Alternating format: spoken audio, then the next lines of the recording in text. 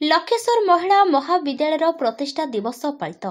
कटक सदर थाना अंतर्गत लखेश्वर महिला महाविद्यालय 32तम प्रतिष्ठा दिवस महासमारोह महाविद्यालय अध्यक्ष जशोधारा महापात्र सभापतित्व में अनुष्ठित हो जायछि। उक्त उत्सव में आयोजित कार्यक्रम में मुख्य अतिथि भाव में कटक सदर विधायक इंजीनियर प्रकाश चंद्र सेठी जोग देथिले।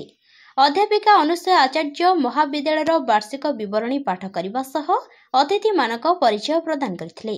अन्यमानक मध्यरे महाविद्यालय प्रतिष्ठाता स्वाधीनचेता Mohanty, all Odisha reporters association सभापति सांबादिक Sudhanshu Shekhar Rout, 59 number ward corporator Mamata Mohanty, 51 number ward corporator Rakesh Swain, Bipracharan Bhol प्रमुख सम्मानीय अतिथि भाव जोग देथिले।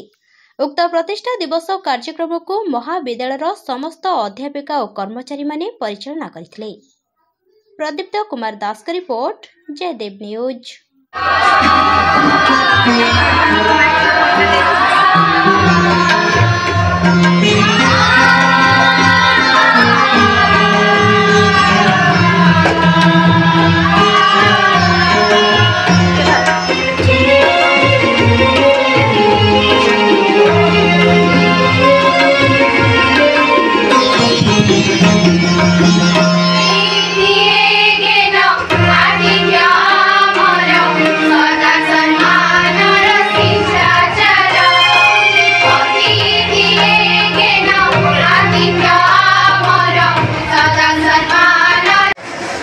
वोमेन्स हाई स्कूल ये भाव में प्रतिष्ठा दिवस पालन होती परिप्रेक्षी में आपण मैंने मत ये आमंत्रित कर विद्यालय महाविद्यालय समस्त